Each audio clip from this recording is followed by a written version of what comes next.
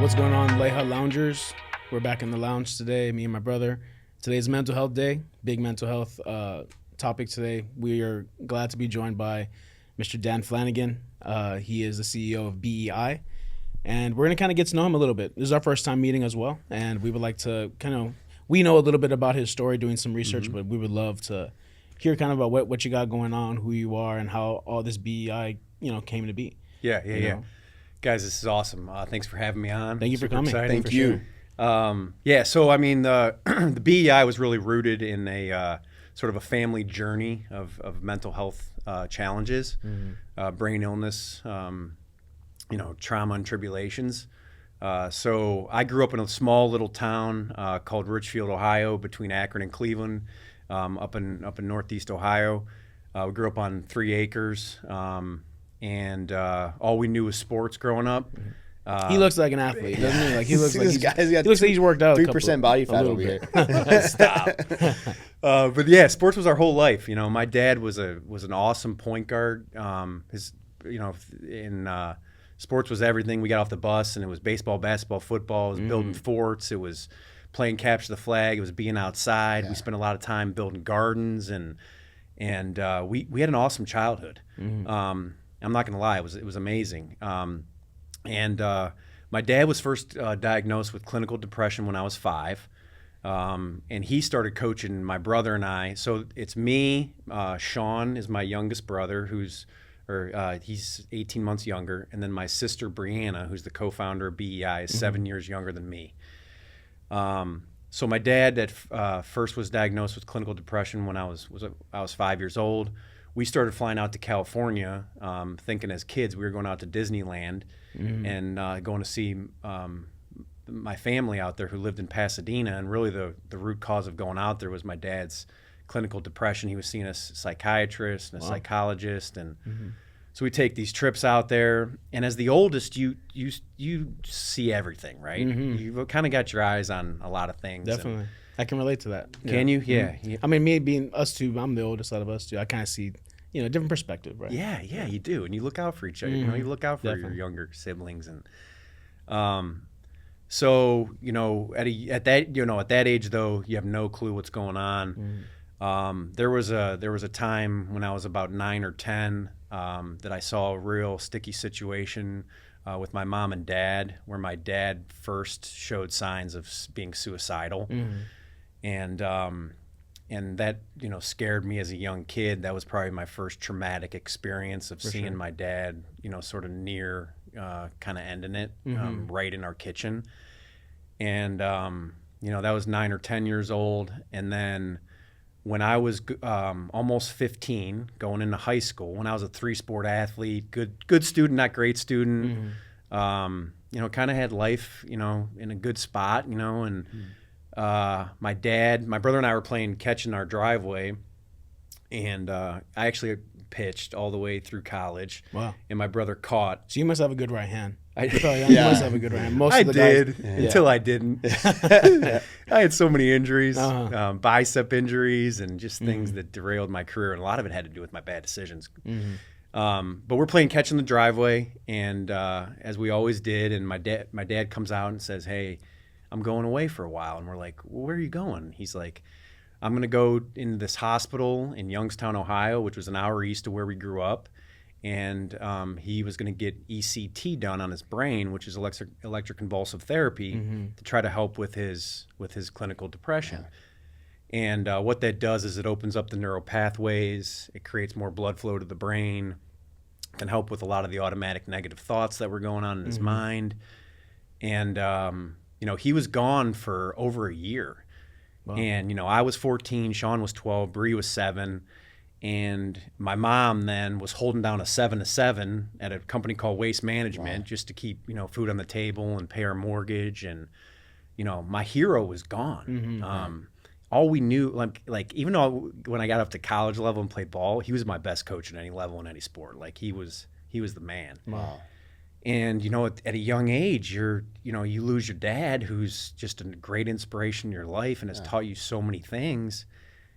I then, I didn't have a real good model or a really good foundation to make great decisions when I lost him. I was always relying on him as a kid. Yeah.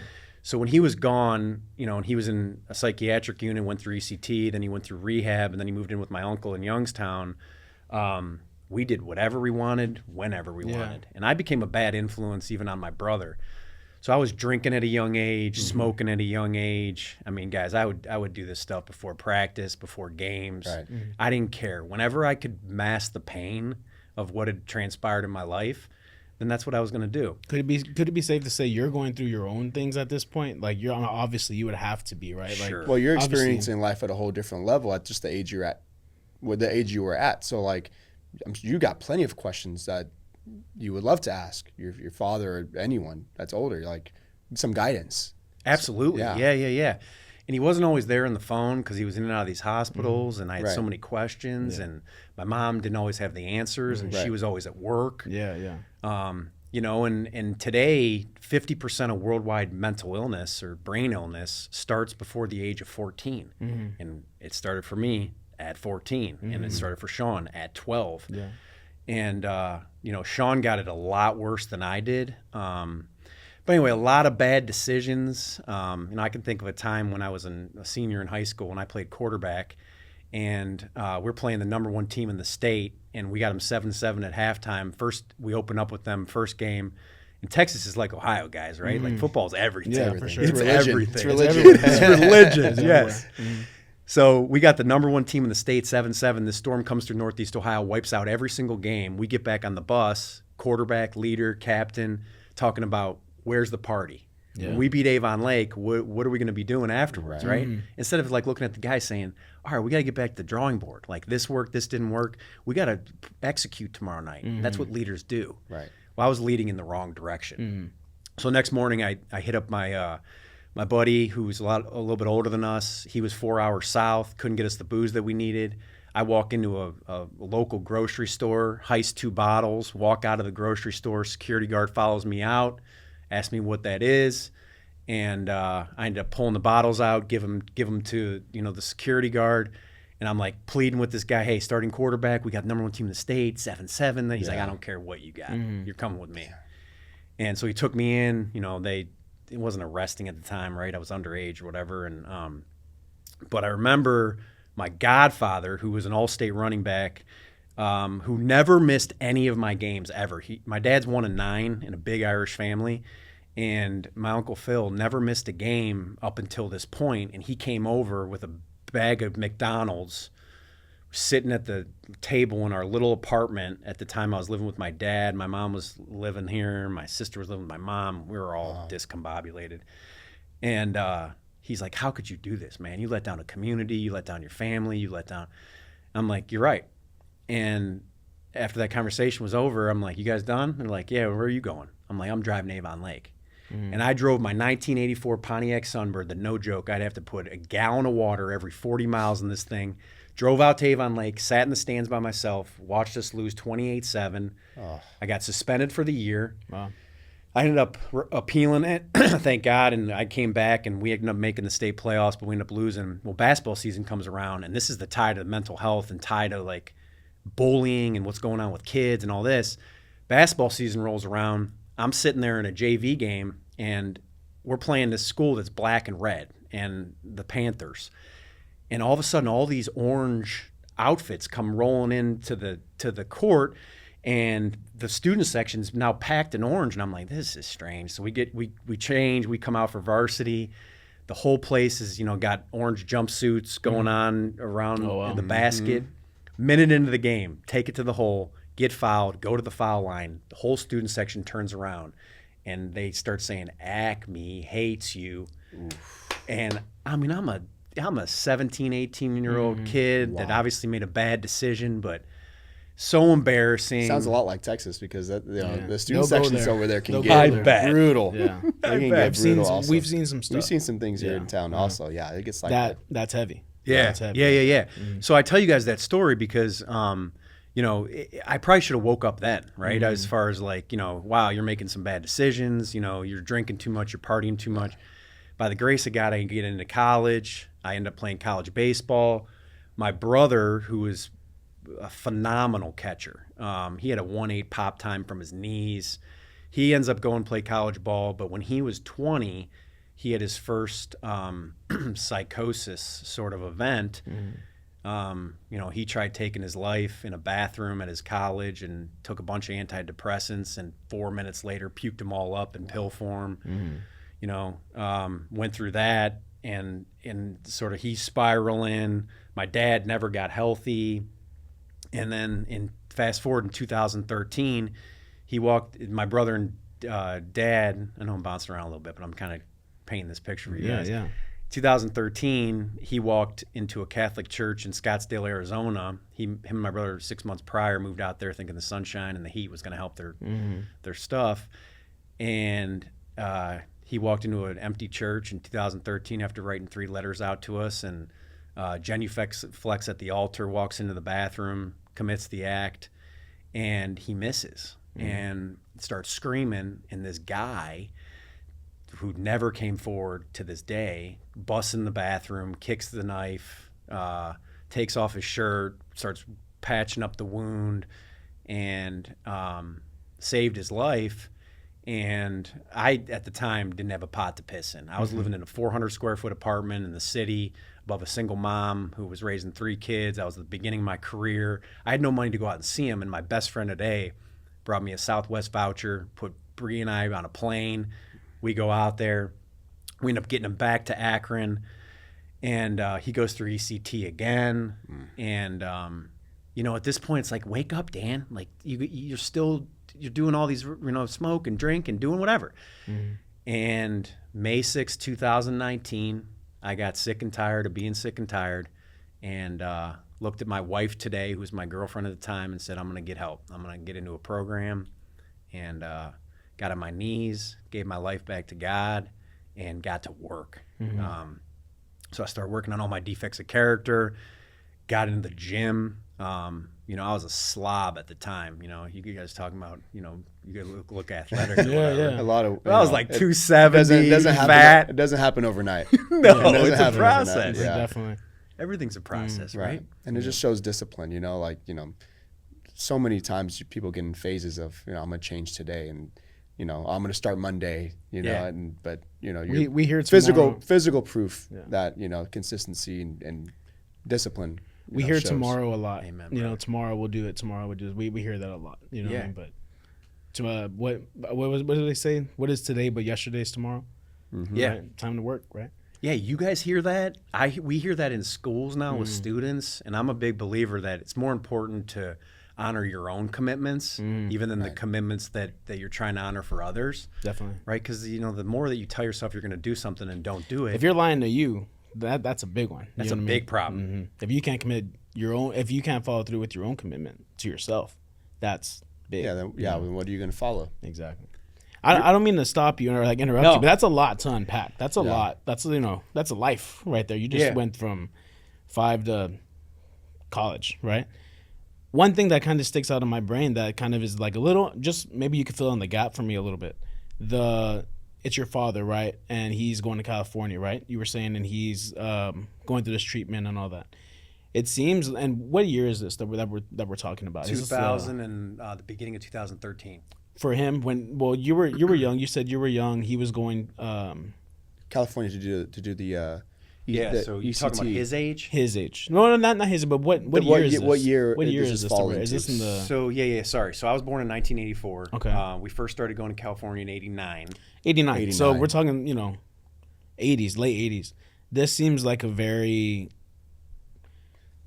early time to prioritize somebody's mental health, right? Was he going because he's prioritizing that, or is it like, man, something has to change? Because that's what I was thinking too. I was thinking like we admire the fact that he took the time and effort to want that change.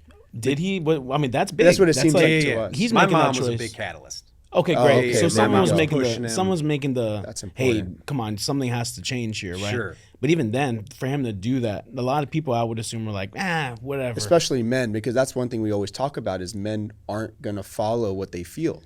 And just to hear that, that there was at least either your father or somebody saying, no, you need this. I'm sure there's a lot of wives and, saying, hey, you need to do this. And most men are like, whatever. Especially in Mexican culture, it's never going to happen. For us, definitely, it's not going to happen, even now. Yeah. So when you're saying it in 89, your dad's making an effort to go and get this taboo. treatment, that's like a, whoa, this is different. Like, even in just his approach to it. Yeah. You know what I mean? And me, I'm thinking, like, he's being sent away in my mind. You know what I'm saying? But at the same time, if you're saying, well, no, he actually made the decision, like, but with his wife, your mom, like, he's saying, I need some help. To seek change, right? That's like, that's admirable. powerful. Yeah. You know what I mean? I think it's amazing you guys picked that up because I've been in this spiral for how many decades now, and I never really picked up that piece. Yeah. That's a big one. As men. Yeah. Men, I can't wait to go back and tell them that. Yeah. For sure. Say, Well, hey, that's I mean, again, because we're always surrounded by the fact that, well, we'll just suck it up, we'll drink it out, and then we'll explode at some point. We're on a lot of tough guys. We're on a lot of tough guys. For sure. And tough guys. I mean, you always say it best. Where who's really tough? The person who's holding in their emotions, or the one that's willing to talk about it in front of somebody and go through it, right? Me myself, not to get on me, I really love your story. I got diagnosed with bipolar disorder 2017, maybe 2016, 2017. I'm not sure on the date. And I'm really open about it. I talk about it a lot. It's one of the things, like, That's why we're here. That's why we're here. That's why we're doing this podcast for the most part, why we have the foundation, the Leija Family Foundation, that helps mental health. And I'm really I always say I'm trying to be the voice I didn't have at a young age, right? For other people. And as men, it's one of those things where it's like, wow, like, it is taboo to make those decisions to live that life. You know what I mean? Sure. Especially in the late 80s, I would assume, where it's not even on the radar of anybody. No. Well, because the last thing you want to do, especially in the 80s, is, oh, he's weak, or he's showing weakness. Something's wrong with him. Something's wrong with him. Whatever. Yeah. So that's that's one of the things that first thing I caught. Yeah, it was like, man, that's admirable. That's like a big thing. Like, from experience, that's huge. It took me a while to get on that train. My wife also was the one that was the catalyst. Who was like, it's you get help or I'm out. And we're still together. Like, I got that help, but man, it's just in the late 80s. That's different. You know what I mean? I wonder if you caught that. Like, if it's if you saw that at a young age and if that's how it was handled, or if it's you thought, well, he's just going away. No, I didn't see any of that. I mean, I saw the isolation. Okay. So he ran a business in our barn. We had a barn behind our house, and he had a collection business. He was also a college recruiter. He helped overlooked athletes get scholarships to college, and he would go into his barn all hours of the day. And he wasn't always working. Like, I remember always going in there like, hey, Dad, let's play catch. Hey, let's do something. And he was in there staring at the wall. Yeah, he was in isolation. And I'm like, what is going on here? But I was 12 or 13, Yeah. I'd be like, that's weird. Back to doing whatever I was doing, right? Right. But I think that's the biggest piece, man, is that, this stigma. And, that's where, with what we're trying to do with our organization, and I'll get into it a little bit, is that we're focused more on brain health. And that mental illness is actually a brain illness. Right. And I had to learn that through a lot of research and a lot of reading and things like that. And if you look at it as more of a brain health issue than a mental illness, I think it releases the stigma. And now you're just focused on treatment. You're focused on the medical piece in sort of this like, kind of, I don't know how you define this, but like morality, or like this misconception of like, I got to be strong, or I don't know if I can come out, or That's a great point. That's a great point. So, because I've heard two different ways about it. Like, when my not that it was great, but when my therapist came out and told me, I think you need to sit down. They were going to diagnose me. She said, I think it was bad verbiage, but she was saying, this is basically like a cancer of the brain. And I was just thinking, like, well, because you're going to live with it for the rest of your life, right, basically. But what I also heard is, man, this is like a sprained ankle, like, in your brain, and you can tweak it. Like, you can fix it. You can, it's hard to run on a sprained ankle. It's hard to live on a sprained ankle, but there's therapy for it. There's ways to fix it. There's ways to get that ankle healthy again. Sure. And I think that's what more on your side, right? That's more of like, hey, this is an injury. It's not an illness. It's more of something that can be overcome. Yeah. Something is just not triggering right in your brain, whether it's blood flow, or it's a narrowing of a neural pathway, or it's, traumatic head injury. Like, you guys were fighters, right? Yeah. I'd never fought in a ring, but I fought in the streets, man. I fought in bars. You know, I fought anybody and everybody when I got to like drink 17. Oh yeah. So we see Even the mirror. You that's got where the my mirror head too. came from, Why right? does this guy keep staring at me? Yeah, He's that looking in the too. mirror. Yes. So Yes. you basically fought for free. You just liked it. Yeah. For the sport. Yeah. For the sport. Yeah, and I didn't remember half of it. I was always being told that I was in fights. Yeah. You're undefeated. That's great. Yeah. Yeah, so when I finally got sober and I I put down booze, I started to win the war in my mind by getting in the gym and listening to men that could actually sort of change all these thought processes in my mind. So I always lived as a victim, right? I lived as woe is me. Why do we have to go through this, right? Yeah. It was good for 14 years, but now for 20, right? Because I put down my last drink at 34. So it was 20 years of bad, right? A lot of stuff happened in that time. And I always was like, why does it have to be me? The woe is me victim mentality. And I'd cover it up with alcohol. And Is it the woe is me, look at what's happening to my family, or were you you're going through stuff impacted? Because right now I guess you were kind of covering, my dad went through this, my brother went through this, but I'm not saying you're ignoring it, but you're saying woe is me, right? Yeah. But it kind of seems like it's like their problems, but you're kind of absorbing them. Yeah. Or were you going through, or is it both? Both. Like you're saying, It's both. both. Of them. But it's like the oldest child syndrome that we were talking about Yeah. earlier, right? You care so much, and you're the oldest, and you I don't know what it is, man. I've never been able to describe the oldest child syndrome, but you care. You almost want to take your responsibility Yes. for everything around you. Yes. Like you're not young enough to step up and help. I still catch myself doing it, Oh yeah. instead of working on me. Yeah. And so I neglected me forever in building the best version of myself.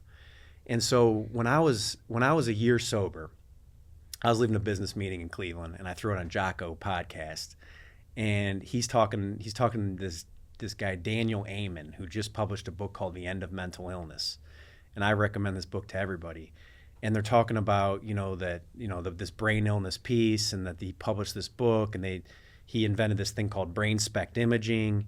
I'm like, I got to get this book, right? So I get it on Amazon, I read it, and I'm sitting there on my couch as I'm going through this book on a weekend, and it was like the Holy Spirit was sitting on my shoulder, but it was wild. I could see my whole life before my eyes in like a 20-second clip. And it was like God was saying, this is why I'm going to help you create something that could help people get out in front of what you went through. So I remember picking up the phone and to call my sister, who was in education and was real interested in curriculum and all that at the time. And I said to her, like, hey, I'm reading this book and it's got all these lessons in it, and it's already helping me in the short amount of time that I'm reading it this weekend. What if we built out a curriculum that we can educate kids on things like self-management, social awareness, relationship skills, but actually like teaching them the brain, the intricacies of the brain and what each part of the brain, does and how it's important. And we help kids get out in front of the things that we went through. Wow. She's like, wow, let's do it. Yeah. So as I was building out offices for the company I worked for that actually pays the bills, which is a company called GMS, I was building out all these offices traveling the country, and I used to hang out in bar lobbies and would wake up hungover. I was in my hotel room doing calls with Bree, and we were building out this business, this program. And Brianna really, along with my oldest cousin Ann, they designed the curriculum. And then I started talking to some people, and they're like, you got to find a differentiator. There's so many curriculums out there. And so then I started thinking, like, I would relate everything back to sports, probably like you guys. Right. You go back to what you know, right? That's all you know, Yeah. right? That's what I know. And so I remember like being a young pitcher at 16, and my dad would be like, hey, I need you to do this, this, and this. And I would do 30% of what my dad told me, right? Because my dad, Yeah. What does he know? You got to take emotion. When you have that emotional connection, I always talk about this. Like, we had such a great, role model, right? But when he's teaching you something, you can't help but be emotional about it. Sure. But you have someone else that's telling you, you're like, I'll listen to that instead. Yeah. I really had to come with that when I had my pro career as a boxer and he was my trainer. There's a real big separator between, okay, my dad's telling me to go in there and fight my ass off, right? Or I'm getting hit. He has to see me get hit too, or whatever. There's this isn't my dad. This is my coach right now. I have to really put the separator You on. got to detach you know what I mean? emotion. But then when you go home and he's there too, it's almost like, are you my trainer or are you my dad? And there's like a weird scenario there. There's like a weird like switch. You know what I mean? Yeah, I can relate to that. So yeah, like it's Yours is one a of whole those- other level because Yeah. you became a professional. But I mean, it goes along with the But same if we thing. would have done 100% of what he asked out of us, man, we would who knows? Yeah. What would- what I'd be in would the it Maldives right now. Yeah. exactly. One day you still might. Yeah, who knows?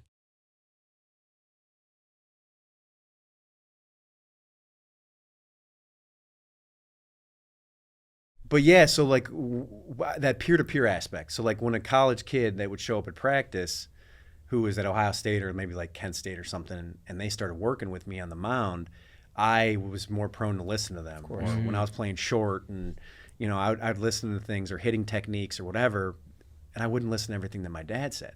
So I'm like, well, what if we had this curriculum, but then kids could teach kids? And so like I'm a big believer that the teacher becomes the master, right? So on the leadership level, the more you coach and teach something, the better you get. Like every time you guys show up at the gym and help these guys with technique or whatever, you know, become better boxers, you're actually becoming a better leader. You're becoming better at everything. Yeah. But then that young kid, you know, instead of hearing some lecture or, you know, some educator pouring another lesson down their throat that they're probably going to retain 10% of, right? And they don't really care about it. It's not going to really work and it's not going to be impactful. So we're like, all right, well, what if kids teach kids? So like ideally how this works is our mentorship facilitator in these schools teaches the curriculum for called 4 weeks to a 9th, 10th, or 11th grader who's a mentor. They learn enough to be dangerous. We actually teach them how to teach with role playing and all that. And then they work in one-on-one sessions with a young mentee. And what we're seeing is the vulnerability piece, right? These kids come in and they're hiding things from their parents, especially because of the stigma, right? Definitely. But when, you know, little Johnny is got an older Tom who's caring about him and the age gap is 3 years, not 30, they're going to tell him everything. Yeah. And that's what we're seeing. That's a great catch you made with that, is being able to close that age gap and see, well, you know what, the mentee sees himself in the mentor, you know, and now the relatability is so much tighter. And that was my question when I had kind of done some research on what y'all do. I was kind of like, well, I wonder how the older, the mentor, how do they learn about it? What do they, you know, what if he's going through something? What And if, I like, smirked, you know, I smirked when you had mentioned that, because you would always say, like, when in school, like you have the professor teaching you, when you would always be like, well, how did he learn this? Like, well, why should I listen to you? Like, what do you like? What was your background? Yeah. You know, like then I'll maybe listen to you. Like you know? I always tell people, question the source. You know, like always Yes, question the source. You know, but even like knowledge I'm giving somebody at the gym or whatever, it's like, well, question the source. Like not all information is good. You got to think about what the source is coming from, whatever, right? But yeah, it was I hadn't heard that, you know, they kind of go through like a course to teach how to learn how to teach or learn how to mentor. Yeah. Right. That's great. And they don't learn it all, right? It's a 4 week they learn while they ordeal. do it too, I'm sure, you know, like, because I'm thinking like, man, I'm 14. Like, even if you're at 14, like, what could you teach some kid, or like if you're going through your things or whatever? But I guess it's both ways. But I think a lot of it, I mean, at least the way we do it is you put yourself in those scenarios, I guess, where it's more like you talk more about, not talk about yourself, but I don't know, it's just saying the changes, like we need to do this or something. I don't know, but it's putting yourself in that scenario. So it's not just, well, you got to do this. You're going to be doing this. What is it that you're seeing? I mean, you're the one that's there, right? You're kind of seeing this. What do you see there? Like how does that? I mean, I'm sure the mentee isn't the only one that's getting something out of this. The mentor is getting a lot. I'm sure. Yeah. They're getting better as they go, and they're impactful, right? They're being impactful in this person's life. Right. What is it that? What kind of, like you're saying, the results? What do you see? Like, what are you seeing on both sides? Well, on the mentee side, we're seeing, you know, that the vulnerability is creating openness, right? And that they're exposing themselves through our curriculum. And it's not all like the curriculum is the whole 1 hour session, right? It gets derailed and it becomes life. Yeah. So they're talking about, this is my home life, and these are my challenges with my parents, or, you know, if we're in certain schools that are the kids are coming from deeper hardship. They might not even have a father. Or, Yeah, exactly. I mean, 24% of American kids right now don't have dads. It's wild. Wow. So all these different situations come about, and they're able to work through it. And then we have a facilitator in the classroom that's walking around and listening. And they're guiding, right? They're guiding if conversations kind of get a little bit off track or whatever. They're guiding it, and they're tracking conversations through a technology that we have, because we obviously want to move the needle forward on behavioral health, right? And we've got to take those outcomes that we're trying to achieve and give those to funders or donors that help us continue to build out our organization. But we also have to provide those results to the schools and the boards and all that, so that we can justify why it's happening and why we're there, and and that it's working. How many schools are you in right now? Right now we're kind of stuck. We were in Akron Public Schools is where we piloted. We went right into the heart of the city, and two of the hardest, probably most challenging districts in the area, and we ran an amazing pilot. And we were at the 1 yard line with the Canton School by the Canton Football Hall of Fame. I'm sure you guys are familiar with that. And then, but we've got a hopper right now, about 15 schools in the hopper, and what we're running into is this funding issue, where they just don't have the dollars to apply to our program, right? And our program's not free. We have a business to run, and we've got to run the business like a business. Even though it's a nonprofit, it's still an organization, and still needs monies to flow. For sure. So right now we're doing stuff like this. We're spending a lot of time in PR and marketing and trying to get the program and create awareness that this is what we're trying to achieve in these schools, to break through and really get into these schools, because we know if we can make an impact on these schools, it's going to spread. It's going to spread like wildfire, because they're all talking. Superintendents talk, principals meet. And this is the biggest challenge on every board agenda, at least in our state, but I think it's all over the country, is the behavioral health of our students, especially coming out of COVID and the pandemic, is at an all-time high. Yeah, definitely. And so they're trying to solve the problem, but they're a lot of times they're solving it with a reactive solution where it's almost too late. And our solution is designed to get out in front of this thing, and before a kid decides to take things in his own hands, and you see like a school shooting, you see some kind of act out thing, right? What if that would happen at that age? Every 14 seconds in the United States is a suicide right now. And every 8 seconds, somebody becomes a quote unquote addict. Like, what's going on here? This is a significant, this is an epidemic, right? And if we don't help our youth, which is our future of our nation, get out in front of this, what is this going to look like in 10, 20 years? I think we're already seeing it. For sure. In the last 5. This reminds me of a conversation I had with my father-in-law. I've said it before on the podcast, but I tend to talk to my daughters, like we were saying, we both have daughters. I have 2 daughters, and I tend to talk to them a little bit ahead of their time, I would say, but I want to know what they're feeling. I want to know all these things. I'm asking the questions, right? And I had an interaction with my father-in-law, kind of another interaction, but he was saying, we'll see how much they talk to you when you're 16. We'll see how much or when they're 16, when they're older, we'll see how much they talk to you.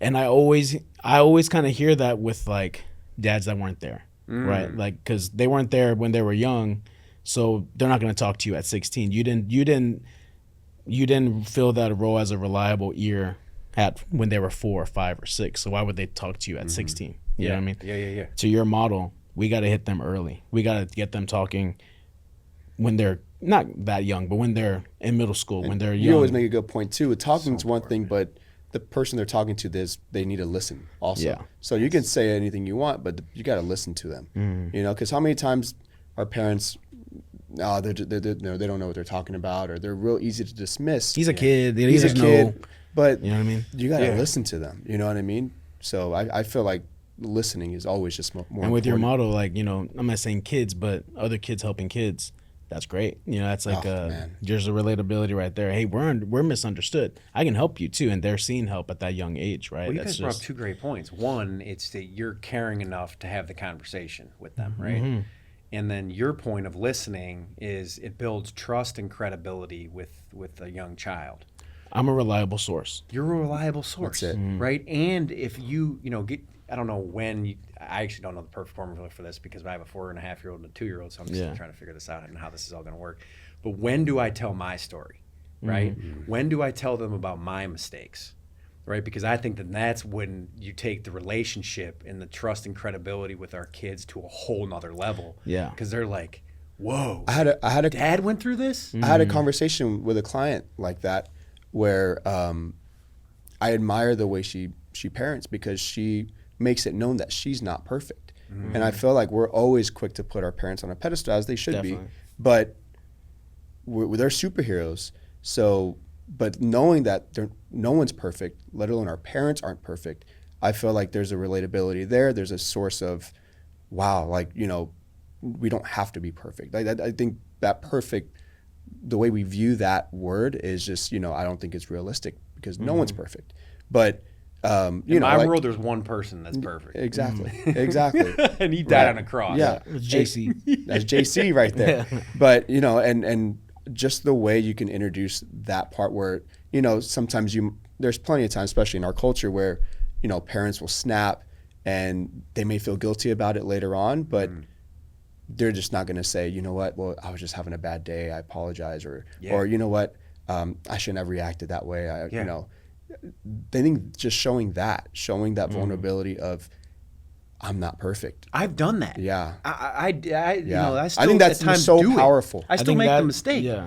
But I got to circle back and be like, hey, Brooklyn, I just want to let you know, Dad failed here.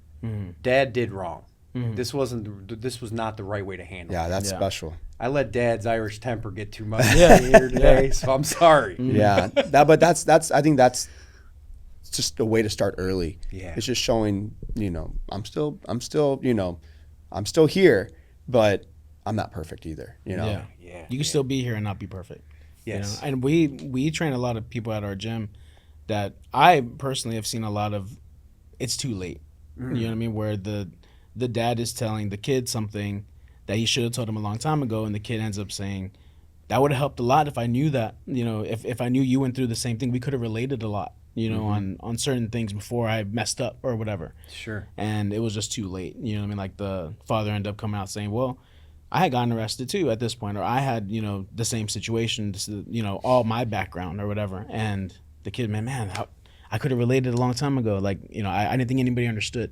We kind of see that too much nowadays, where it's like, man, if you had, like, I guess what you're saying is you're waiting for the, when do I let them know I'm not perfect time, or when do I let them know my story, whatever, right? And it's like, man, but it's also a fine line, right? I don't need to traumatize my young girls of Dad's crazy story. But how would they take it, or how would you know they're thinking that? I don't know. That's it. I mean, I guess it's a every parent for themselves situation, right? Like, your kid and you know what they can take and handle, I guess. But Dad, I'm sure he might have talked about it on the podcast that one time he got arrested. Oh yeah, with a little car chase. Yeah, and I never knew anything like that until, it's a funny story, but I think I had found out when I was maybe 15 or 14 or something like that, old enough to where I was able to separate. That was older Dad. This is current Dad. Yeah. And so not being able to glue that's not the same person, you know what I mean? And there's been so much change since then. Sure. So I feel like sure that same age that maybe y'all are reaching out to with y'all's program could be the right time, I'd imagine, to maybe introduce that story. That story. Even from my to get personal with it, I think I was, when you have bipolar disorder, it could be genetic or it could be triggered or whatever. I personally think mine was triggered in a way from the moment my dad kind of let me know he's not perfect. It was a little too late. I was trying to be perfect. I was trying to be just like him. I was trying to walk in his shoes. I was trying to be him because that's, like you said, it's your hero, right? That's like your Superman. That's like your guy. That's the north, and that's the star. That's the arrow, right? And when there was like a little fall from grace that he told me about, I'm thinking, whoa, like, he just opened the curtain and I saw everything that was back there. This isn't perfect, and it was one of those moments where I felt like my earth like shook and cracked. You know what I mean? And it was just like a triggering moment of like, whoa, like, my dad's not even perfect. how was that? Like, because you're like to this point, your parents are never going to tell you they're wrong. So was that the moment where you started to really work on, like, how are you doing today? That was the moment. I feel like I was 21 at that point. I'm 30. I'm 35. 35? I'm 35 now. I feel like my mental health journey started at 12. I feel like I was like 12 years old around that time. Okay. But I feel like there was a good shift at 21 where I felt like, whoa, okay, I see the world now. Like it was a little too late for my dad to let me know he was not perfect. Yeah. You know, and that was like a big moment for me. And I guess that was the moment where I kind of was like looking this way, like I got to work on me. Like I got to figure who I want to be. Cause like now I don't think it's this. Yeah. I think this is his road. Where's my road? Right. And to your question, I think right now I'm way better off for it. What opened up like probably the thinking of best version of you? Like I got to focus on my lane. And, and I think one thing that we're seeing too in society right now is there's so much comparison, especially with young girls. Yeah, they're constantly comparing themselves, whether they're wearing, where their parents taking them on vacation, what restaurants they go to. And it's so easy to see what everyone else is doing right now, right? Social.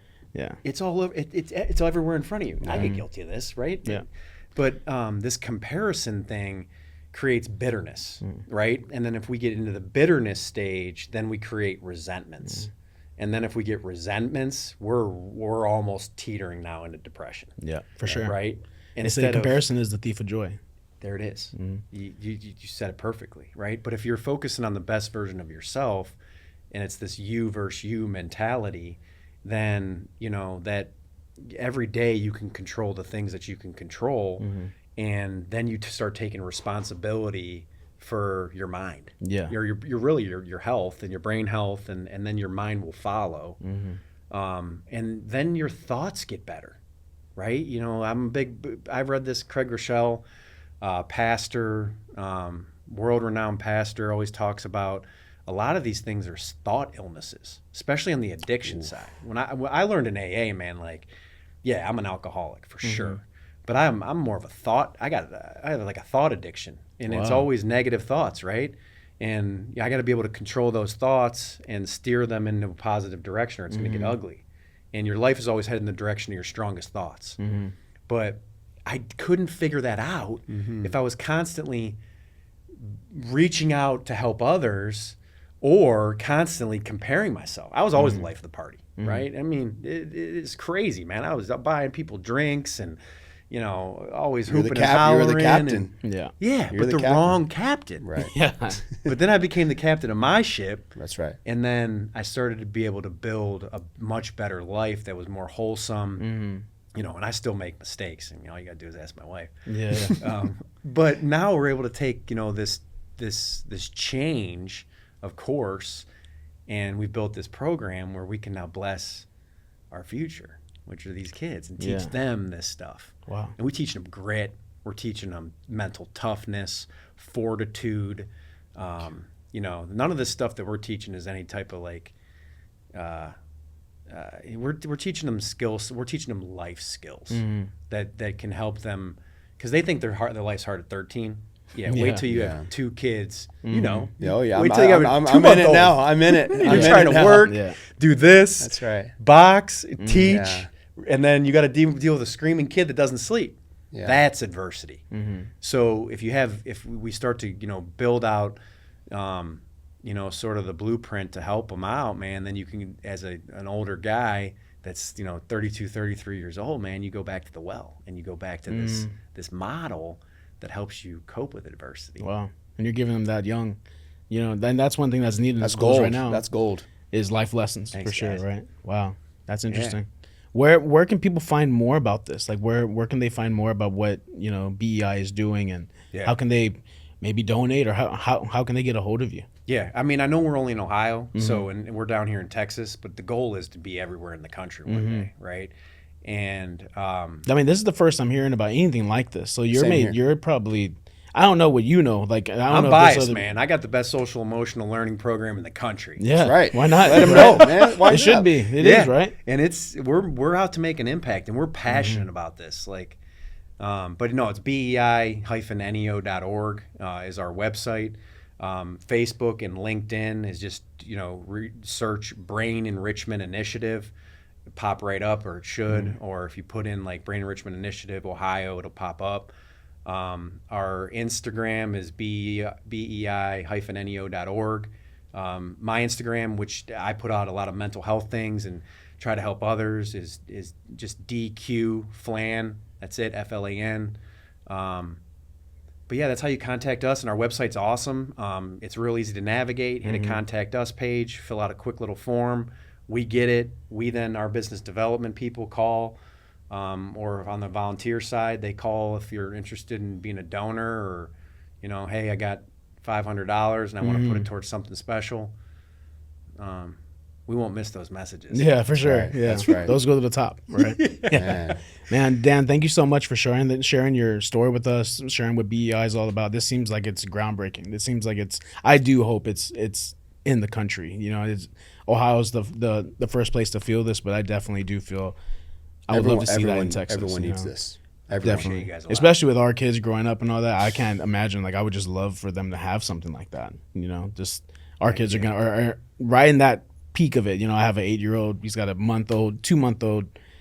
It's a different world now. You need we stuff dealt like with this. adversity, but it's at a whole different type of level with all the conflicts and stuff that are going on, and so this program is designed to help and make a difference. Great. I'm definitely glad there's guys like you doing that. You know what I mean? You're a There's trailblazer. for sure. you, That's guys. the first time I'm hearing about it, and I love it. I'm sold.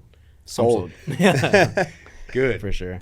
Yeah, guys, thank you for sharing, or thank you for joining us today. If you like this content, please like, comment, subscribe. If you want to hear more about Dan, please follow him on his website. I'll have it right here at the bottom of the screen. His Instagram, I'll have all the information for you right there. I'll link it all. Thank you for tuning in. If you made it this far, you tune into a good podcast. Can't say more, man. This is awesome. This has been awesome. I really enjoyed today. Thank you very Great. much, guys. Yeah. God bless you both. Thank you.